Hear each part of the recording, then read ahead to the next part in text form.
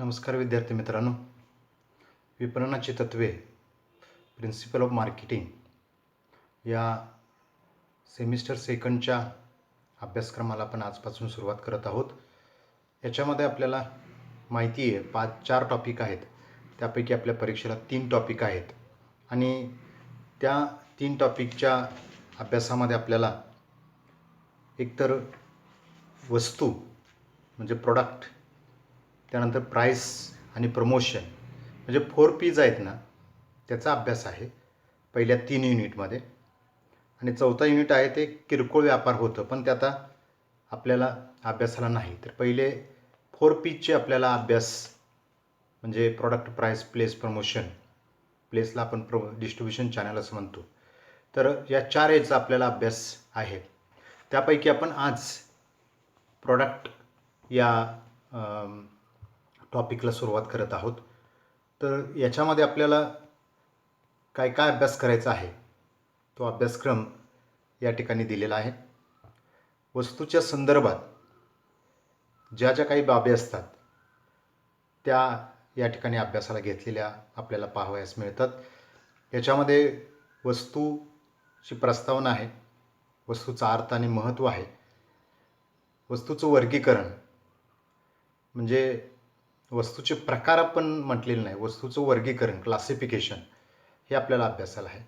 वस्तू मिश्रण, जसं 4 P's याला मार्केटिंग मिक्स म्हणतात, तसं वस्तूचं पण मिश्रण असतं, ती संकल्पना आपल्याला अभ्यासाला आहे. त्यानंतर चिन्हांकन. चिन्हांकन याला आपण ब्रँडिंग असं म्हणतो, म्हणजे वस्तूला आपण जे नाव देतो तो ब्रँड, त्याचा आपल्याला अभ्यास आहे. त्यानंतर संवेष्टन. संवेष्टन म्हणजे आवेष्टन किंवा पॅकिंग. पॅकिंग हा शब्द आपल्याला म्हणजे तो जवळजवळ मराठीमध्येच, इंग्रजी शब्द आहे पण तो मराठीमध्ये आपल्याला रूढ झालेला पाहायला मिळतो. लेबलिंग हा एक आपल्याला प्रकार माहीत नसतो. हे लेबलिंग काय असतं, तर ते पॅकिंगवरती छापलेलं असतं, किंबहुना पॅकिंगवरती जे काही छापलेलं असतं त्याला लेबल असं म्हटलं जातं. वस्तू समर्थन हा एक प्रॉडक्ट सपोर्ट हा एक नवीन पार्ट आहे, तोही आपल्याला अभ्यासाला या ठिकाणी आहे. त्यानंतर वस्तू जीवनचक्र. जसं माणसाचं जीवनचक्र असतं तसं वस्तूचं जीवनचक्र असतं, पण हे माणसाचं एकट्याचं जीवनचक्र पाहिलं जातं, परंतु या ठिकाणी एकट्या वस्तूचं जीवनचक्र आयुष्य पाहिलं जात नाही. तर त्या उत्पादकानं जो लॉट तयार केलेला आहे, एक लॉट तयार केलेला असतो, किंवा मोबाईल, आता तुमचे मोबाईलचं एक व्हर्जन, त्याचे 1000 क्वांटिटी त्यांनी प्रोड्यूस केले असतील, उत्पादित केले असतील, तर त्या 1,00,000 क्वांटिटीचं लाईफ धरलं जातं. दुसरं व्हर्जन आलं तर त्याचे 1,00,000 प्रोडक्ट, तर ते त्याचं जीवनचक्र वेगळं असतं. मॉडिफाईड एखादी तुमची वस्तू आली असेल, नवीन वस्तू आली असेल इनोव्हेटिव्ह, त्याचं जीवनचक्र लक्षात घेतलं जातं. नवीन वस्तू विकास, न्यू प्रोडक्ट डेव्हलपमेंट कशा पद्धतीने केली जाते, तर हे इंटरनल सब टॉपिक आपल्याला अभ्यासाला आहेत. तर सुरुवातीला आपण याच्यामध्ये प्रस्तावना लक्षात घेऊया. अर्थात हे सर्व काही आज आपण ह्या टॉपिकमध्ये अभ्यासणार आहोत हे अर्थात वस्तूच्या संदर्भातलं आहे, हे किंबहुना तुमच्या लक्षात आलं असेल. वस्तूला मूलभूत स्वरूपाचे महत्त्व आहे, कारण वस्तू असल्याशिवाय माणसाला त्याचं जीवन जगणं केवळ अशक्य आहे. त्यामुळं वस्तू जी आहे ती मानवी जीवनामध्ये मूलभूत स्वरूपाची आहे, बेसिक किंवा फंडामेंटल आहे असं आपण म्हणू शकतो. वस्तू ही विपणन प्रक्रियेची मूलाधार आहे. वस्तू आणि सेवा नसतील तर विपणन प्रक्रिया राबवायची कशाची, हा प्रश्न पडतो. त्यामुळं विपणन प्रक्रियेमध्ये सर्वात मूलभूत प्रथम घटक कोणता आहे, वस्तू. मग त्यानंतर विक्रेते आणि ग्राहक येतील, बाजारपेठ येईल, किंमत येईल, सर्व गोष्टी, जाहिरात येईल, पण त्याच्यामध्ये वस्तू महत्त्वाची आहे. त्यानंतर वस्तू ग्राहकांच्या गरजा, अपेक्षा, इच्छा, आवश्यकता यांची पूर्तता करणारे असायला पाहिजे. आता उलट आपण असं लक्षात घेऊया, कोणती वस्तू असते त्या वस्तूचा काही ना काहीतरी वापर असतो. ती वस्तू आपण कोणत्या ना कोणत्या कारणासाठी वापरतो. साधा लाकडाचा तुकडा असू दे, दगडाचा तुकडा असू दे, वस्तूच आहे त्या. रेती असू दे, माती असू दे. मुंबईसारखं मार्केट पाहिलं तर तुम्ही माती विकून सुद्धा पैसे विकू शकतात. आपल्याकडे देव बसतात पहा, पत्रावळीवरती आपण माती ठेवतो, त्याच्यामध्ये बी बियाणं हे आता ह्या दिवसातच ते असतं, म्हणजे सुगीच्या अगोदर ते आपलं बियाणं. म्हणजे पूर्वीचं ॲक्च्युली कसं आहे, ते सण समारंभ आपण म्हणून करतो, देव बसले, पण ॲक्च्युली कसं होतं त्या काळामध्ये टेस्टिंगच्या काही लॅब्स आपल्याकडे नव्हत्या. त्यामुळं बियाणं जे आपल्याकडे बियाणं असायचं त्यातले सॅम्पल काही म्हणजे काही थोडे बियाणे घेऊन त्या मातीमध्ये ते रोवले जायचे आणि ते उगवतात का हे ॲक्च्युली त्याच्या मागचं शास्त्र होतं. पण त्याला थोडंसं धार्मिक अधिष्ठान दिल्यामुळं त्या बेसनं ते केलं जातं. मग तेवढ्या दिवस साठवून मग तो लॉट तुम्ही तुमच्या शेतामध्ये पेरायला हरकत नाही. म्हणजे इथं उगवला आहे म्हणजे तुमच्या शेतात. आज काय करते, महाबीज तुम्हाला बी बियाणं देतंय आणि ते तुम्ही हे करताय, मग ते उगवत नाही म्हणून आपण मग ते शेतकरी त्याचं खूप मोठं नुकसान होतं ते होतं आणि परत दांगा उठतो. पण तोपर्यंत एकदा सुगीचे दिवस गेले, पेरणीचे दिवस गेले, तर नंतर लेट पेरून जे आपल्याला प्रोडक्शन असतं ते मिळू शकत नाही. कारण आपण 10-15 दिवस आपल्या याच्यातले मेन आषाढमधले पेरणीचे आपण घालवतो, सुगीचे घालवतो आणि मग दुसरं पेरायचं म्हणजे त्याचा खर्च पण वाढतो. तर कोणतीही वस्तू जी असते ना, आपण मातीवरून एवढं पुढे गेलो, कोणतीही वस्तू असते त्याचा उपयोग असतो. अगदी साधा कागदाचा तुकडा असू दे, कोरा कागद आहे, त्या कोरा कागदावर एखादा चित्रकार फार चांगलं पेंटिंग करेल आणि ते पेंटिंग मे बी हजारो रुपयाला विकलं जाईल. तुम्ही त्याच्यासाठी भेळ खात असताना तो कागदावरती ते भेळ घाल आणि खाल, किंवा माझ्यासारखं असं चुरगाळून ते टाकून देईल, काही असंख्य उपयोग. म्हणजे कोणतीही वस्तू जी असते ना तिचा काही ना काहीतरी उपयोग असतो. उपयोग असतो मीन्स ग्राहकाची ती कोणती तरी गरज, अपेक्षा, इच्छा, आवश्यकता पूर्ण करत असते. जेव्हा आपल्याला ज्या वेळेला भूक लागते त्यावेळेला आत्ताच समोर काय आहे, तयार काय, रेडी काय आहे ते आपण खातो. आणि हे जर भूक लागलेली नसेल तर मग आपला चॉईस येतो, मग हे आवडीचं का ते आवडीचं का मग. पण भूक लागल्याने एकच पदार्थ समोर आहे त्यावेळेला आवड बघितली जात नाही, ती आवश्यकता, भूक शमवणं महत्त्वाचं आहे. भूक ही आवश्यकता आहे आणि अन्न ही गरज आहे, लक्षात घ्या. भूक ही आवश्यकता आहे, अन्न ही गरज आहे. म्हणजे भूक भागवण्यासाठी अन्नाची गरज असते. अन्न ही वस्तू आहे, भूक ही वस्तू नाही. वस्तूपासून ग्राहकाला अनेक फायदे मिळत असतात.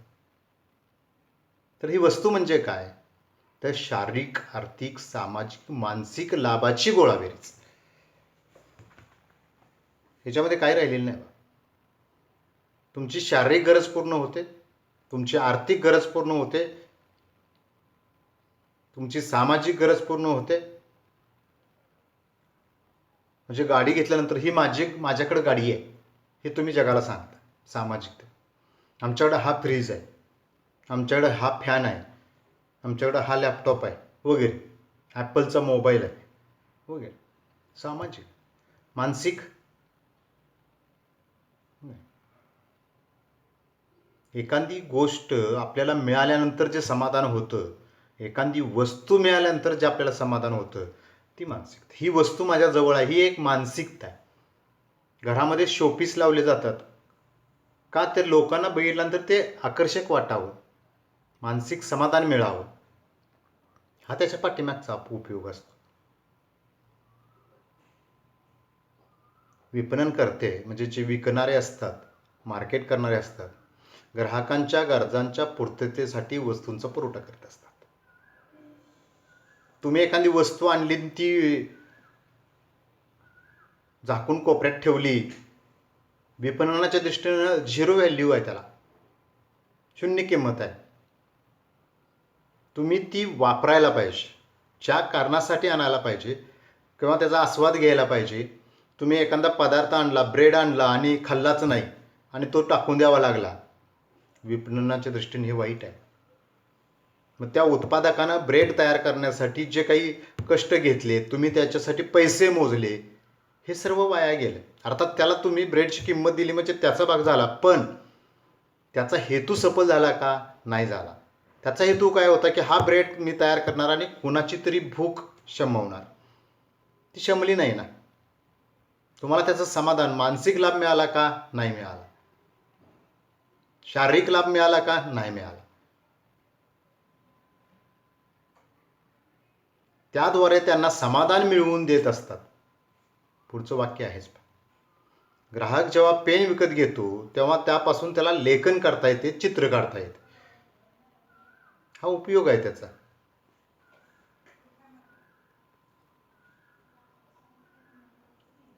आता वस्तू जी असते ना, ही मूर्त आणि अमूर्त स्वरूपाची असते. मूर्त असते त्याला वस्तू म्हणतात, अमूर्त असते त्याला सेवा म्हणतात. मूर्त वस्तू तुम्हाला पेन, वही, टी व्ही, पुस्तक, टेबल, जे तुमच्या डोळ्यांनी दिसतं, ज्याला आकार असतो, डिझाईन असते. तर अमूर्त वस्तू म्हणजे हवा, कल्पना, भावना, हे सगळे आहे की जे आपल्याला दिसत नाहीत डोळ्यांनी. वस्तू या उपभोग्य किंवा भांडवली स्वरूपामध्ये असतात. एखादी वस्तू घेतो आपण, खाल्ली की ती संपते. पेढा घेतला, खाल्ला, संपला. पेन घेतला पण ते तुमच्याकडे राहतंय, ते चरपील बदललं ते.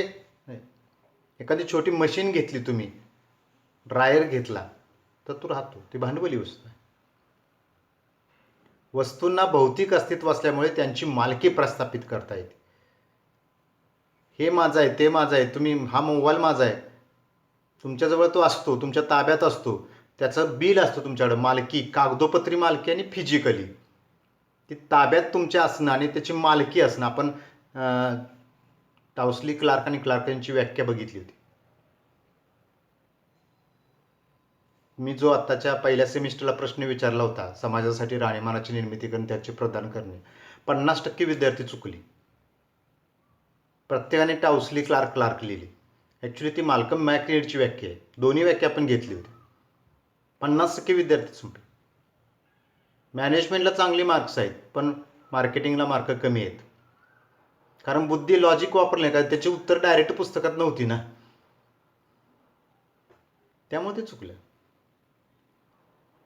भौतिक वस्तू म्हणजे आकार, रचना, रंग, रूप इत्यादीचा समूह असतो. अभौतिक वस्तूची मात्र मालकी ठरवता अशक्य असते. हवा कुणाची आहे, कल्पना कुणाची आहे, माझी कल्पना आहे, पण तुम्ही सांगितली, विषय संपला.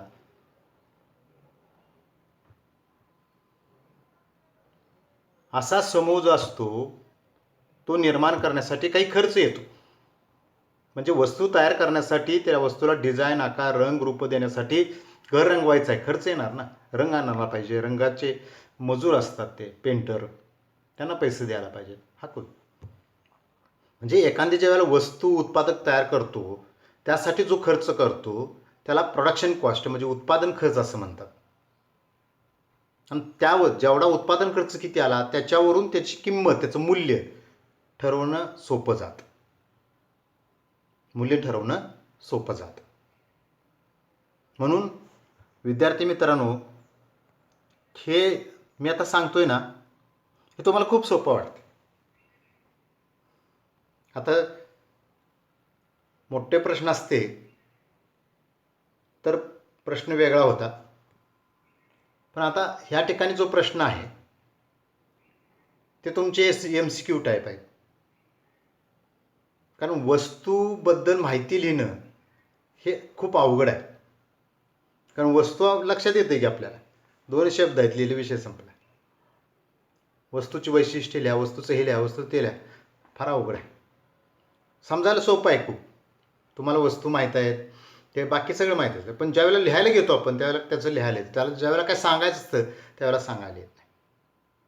त्यामुळे MCQ याच्यामधले तुम्हाला, तुम्हाला असं वाटणार आत्ता लेक्चर आहे काय, हे सगळं सोपं आहे, काय माहिती आहे आम्हाला, पण ज्या वेळेला तुम्ही त्याचं उत्तर शोधायला जाल त्याला ते सापडणार नाही किंवा तुम्हाला प्रश्न पडणार. प्रत्येक वस्तूचे एक जीवनचक्र असतं. जीवनचक्राचा आपण टॉपिक सविस्तर अभ्यासणार आहे, त्यामुळे मी या ठिकाणी त्याच्याबद्दल डिटेल सांगत नाही. काही वस्तू दीर्घ कालावधीपर्यंत टिकतात, त्यांना टिकाऊ वस्तू म्हणतात. तर काही वस्तू लगेच नाहीशा होतात किंवा वापरल्यानंतर नाश पावतात, त्यांना आपण नाशवंत वस्तू म्हणतो. दूध घेतो आपण, पिलो, संपला, नाशवंत. पण तुम्ही पिला नाही, 2-4 दिवस तसे ठेवले, ते नाशून जातं, खराब होऊन जातं. भाजीपाला आणला, नाही वापरला तुम्ही, खराब होऊन जाणार. काही वस्तूंचं आयुष्य काही तास असतं, काही आयुष्य म्हणजे 1 दिवस असतं, 2 दिवस असतं, तेवढ्यात त्याचा वापर व्हायला पाहिजे. मी तुम्हाला इथं या जीवनचक्राच्या तिथे एक सांगणारच आहे, पण इथं पण सांगतो, जीवनचक्रापर्यंत वेळ लागेल. आपण आता आंब्याचा सीझन चालू आहे, आंबा आणतो. तुम्ही मला सांगा हो, सर्वात जास्त आंब्याची टेस्ट, एक आंबा घेतला, त्याची सर्वात जास्त टेस्ट कधी असते?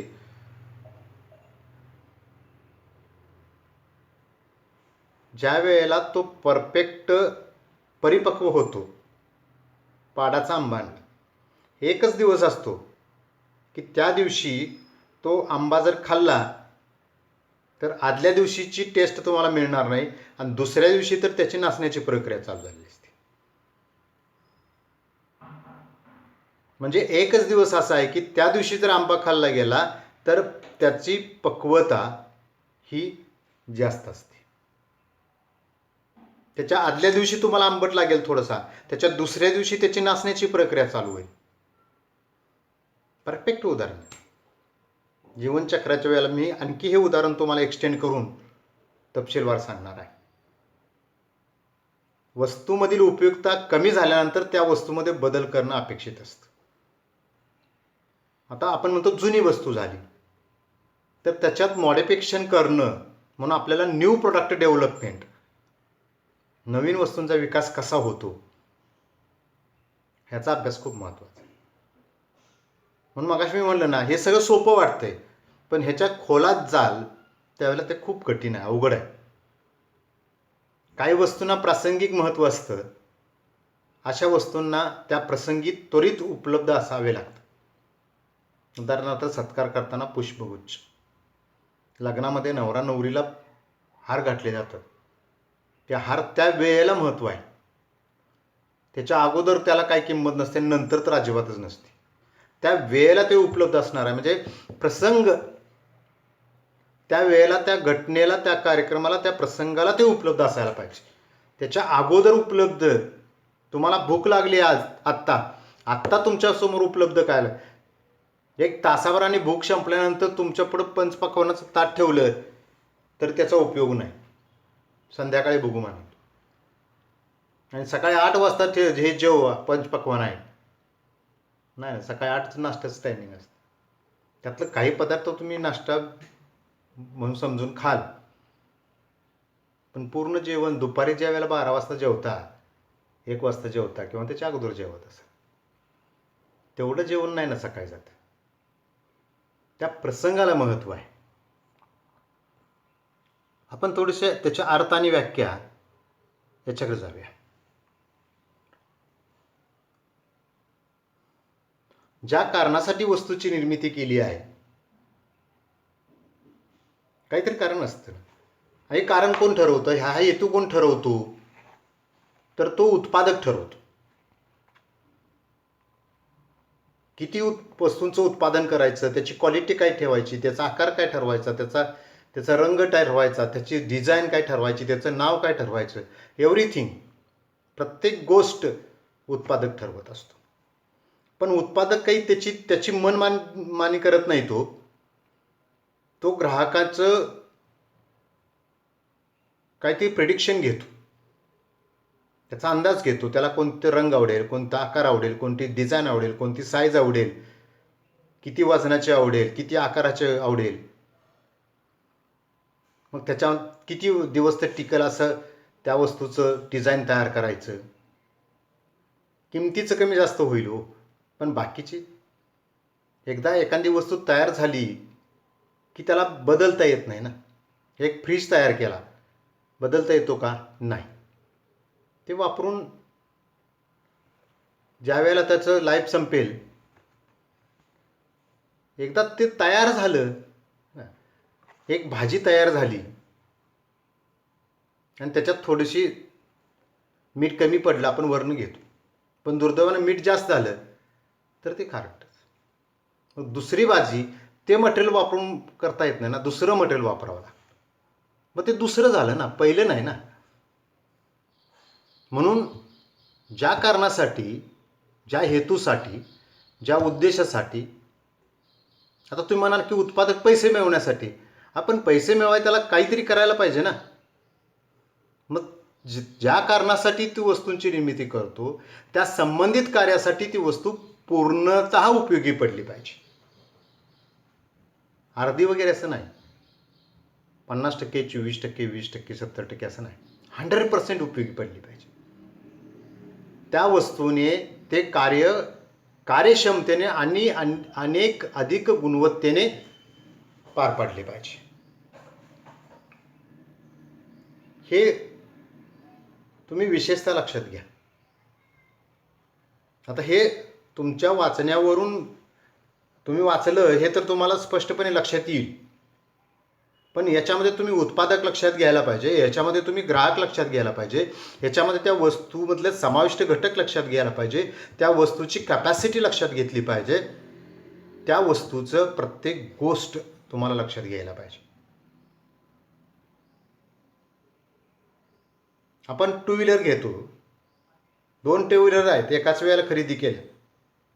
पहिली जो वापरतो म्हणतो मला 70 ॲव्हरेज पडतो, त्याच कंपनीचे सगळं तेच काही, एकाच वेळी घेतले, दुसरे एकाच लॉटमधले आहेत. दुसरा म्हणतो मला 75 पडतं. 5चा का फरक पडला? मग चालवण्यामध्ये फरक पडला, पेट्रोलच्या क्वालिटीमध्ये. पेट्रोलसुद्धा एकाच ठिकाणचं भरलं, एकाच रस्त्याने गेल्या गाड्या, सर्व काही समान. मग त्या वस्तूची कॅपॅसिटी, त्या वस्तूची परफॉर्मन्स, त्या वस्तूची इफिशियन्सी, त्याची कार्यक्षमता, त्या वस्तूची क्वालिटी, गुणवत्ता ही कमी जास्त असते.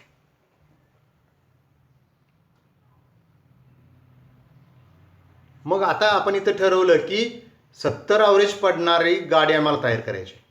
आता गाडी तयार झाल्यानंतर त्या गाडीने 70 ॲव्हरेज दिलं पाहिजे ना, तर ती पूर्णतः कार्यक्षमतेने काम करते, उपयोगी पडते. आता 4 व्हीलर तयार करत असताना रिलॅक्स हा भाग पाहिला आणि तशा प्रकारच्या सीटची रचना केली की खड्ड्यात बसल्यानंतर बाबा त्या व्यक्तीचं जम्पिंग होत नाही, स्प्रिंगसारखं असं वायबल होत नाही, पोटातलं पाणीसुद्धा हलत नाही आपण म्हणतो. ते जर सक्सेस होत असेल तर त्याला आपण क्वालिटी म्हणणार. टायरची रचना असेल किंवा त्याच्या शॉक ऑब्झर्वरचा भाग असेल, त्याच्या स्ट्रेंथचा भाग असेल, हे आपण लक्षात घेतो ना. आता ज्याच्यासाठी वस्तू बनवली गेली आहे त्याच्यापर्यंत ती पोहोचणं अत्यंत आवश्यक आहे. आता ह्याच्या खोलात जात असताना आपल्याला काय लक्षात घेतला पाहिजे, म्हणून तर आपल्याला 4Pचा विद्यार्थी मित्रांनो अभ्यास आहे. हे वाचलं तुम्हाला, पण ह्याच्यावरून काय लक्षात आलं, बाबा वस्तू साळुंखे सरांच्यासाठी तयार केली तर साळुंखे सरांच्यापर्यंत पोचली पाहिजे. हा बरोबर आहे की पोचली पाहिजे, पण ती कोणत्या वेळेला पोचली पाहिजे? उद्या सकाळी 10 वाजेपर्यंत. मग 10 वाजता पोचली नाही, 12 वाजता पोचली, काय उपयोग त्याचा? 8 वाजता पोचली तर 2 तास वेटिंग पाहिजे. आणि मला 10 वस्तू पाहिजे असेल ना, 8च पोचल्या तर काय करू मी 8 घेऊन? म्हणजे त्या वेळेत पोचल्या पाहिजेत, मला ज्या प्रमाणात पाहिजेत त्या प्रमाणात पोचल्या पाहिजेत. म्हणजे वेळ महत्त्वाची आली, प्रमाण महत्त्वाचं आलं, आणि मला ज्या किमतीत पाहिजेत त्या किमतीत पाहिजे ना. मला 10 रुपयाच्या 10 वस्तू पाहिजेत, 100 रुपये मी द्यायला तयार आहे, मला 8 वस्तू आणि 80 रुपये, मी नाही तयार होणार. तुम्ही द्यायचे असेल तर 10, मला 8 नको. 8 नक माझं कामच होत नाही. आणि क्वालिटी तुम्ही जी क्वालिटी सांगता त्या क्वालिटी ही वस्तू मला पाहिजे. म्हणजे वेळ झाली, प्रमाण झाली, किंमत झालं, क्वालिटी झाली. मग हे त्याच्यामध्ये येतं बा. मस्त त्याच्यापर्यंत पोहोचवली म्हणजे झालं असं नाही. आणि ती वस्तू शेवटी 5वा मुद्दा आला की ती वस्तू सुरक्षित पाहिजे. सगळं 10च्या 10 आल्या, किंमत तीच घेतली, क्वालिटी खरोखर आहे, पण ते वस्तू फुटली आहे ना ट्रान्सपोर्टमध्ये, काय हो, मी घेऊन काय करू? म्हणजे पोचवाय हे सगळं मी आता सांगितलं, योग्य प्रमाणात, योग्य किमतीला, योग्य वेळेत, योग्य दर्जा, हे सगळं करण्याची जबाबदारी कोणाचं काम असतं? तर ते मार्केटिंग.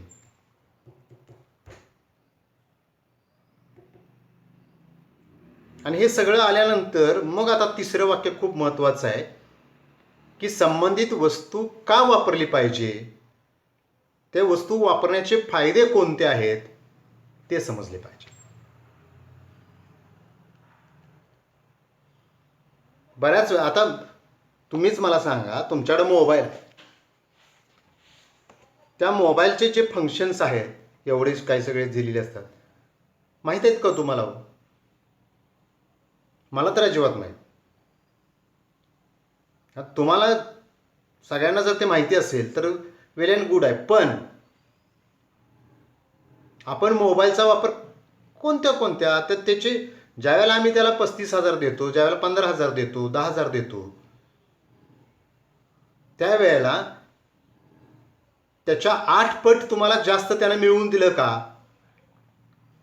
तुम्हाला 1.5 लाखाचं त्याने काम करून दिलं का? 15,000चा मोबाईल घेत असताना 1.5 लाख रुपयाचा एवढा फायदा तुम्हाला त्याच्यापासून झाला का? मग तुम्ही तेवढा वापरला का? त्याच्यातले काय काय फंक्शन्स आपल्याला माहिती आहेत का?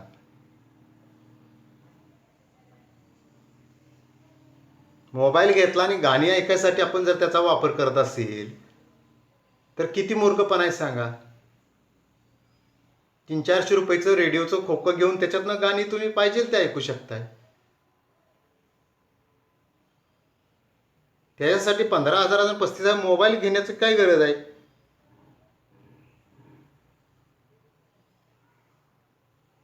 म्हणजे 15,000 रुपयाचा मोबाईल घेऊन जे इन्स्ट्रुमेंट 300 रुपयाचं आउटपुट देतं, त्याच्यासाठी 15,000 रुपयाच्या डिव्हायसेसचा तुम्ही जर वापर करणार असाल तर तो आमच्या उत्पादकाच्या हेतूला बाधा आणतो. कारण उत्पादकानं ज्या हेतूनं त्याचा उपयोग केला,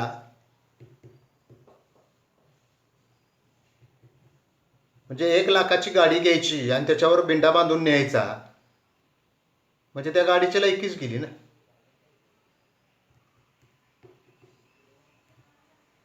ह्या गोष्टी ह्याच्यामध्ये खूप महत्त्वाच्या आणि त्या आम्हाला समजल्या पाहिजेत.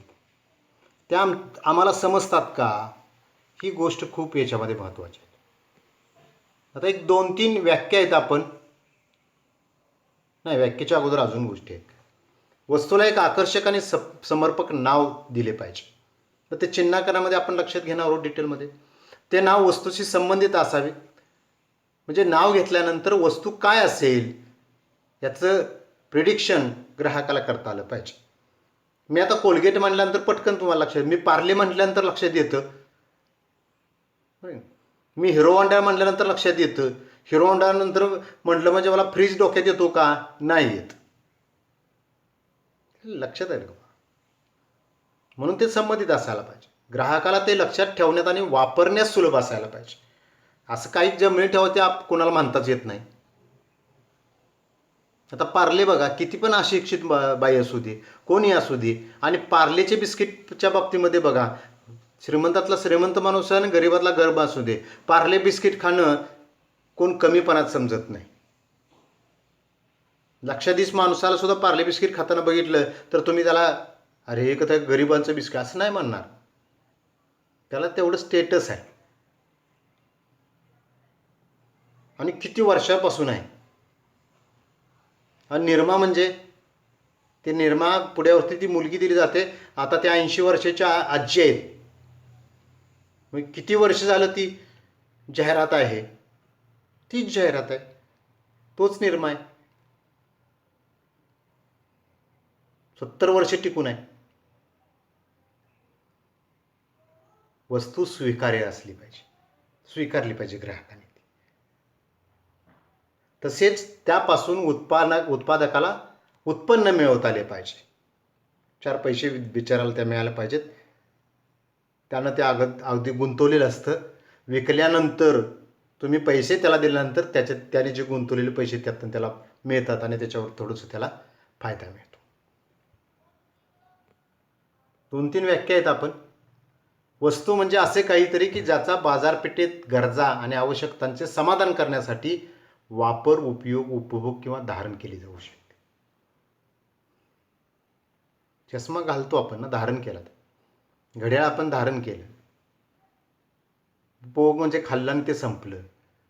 उपयोग केला म्हणजे कापड घेतलं, टॉवेल घेतला, त्याचा उपयोग केला ना, वापर केला. वापरून त्याची झीज होते, संपतं ते. वस्तू ही उपयोगितांचा संच असून त्यामध्ये वस्तूंची विविध वैशिष्ट्ये आणि सेवा उपलब्ध असतात.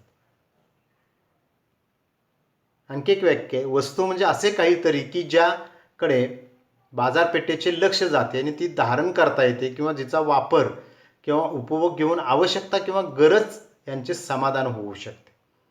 ही आमची व्याख्या आहे सरांची, गुरु सरांची, माझी. म्हणजे असं काहीतरी की बाजारपेठेचं त्याच्याकडे लक्ष जातं, अट्रॅक्शन.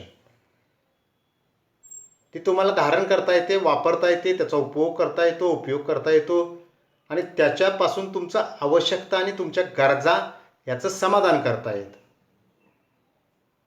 हे सगळं करणारं जे असतं ना, त्याला वस्तू म्हणावं.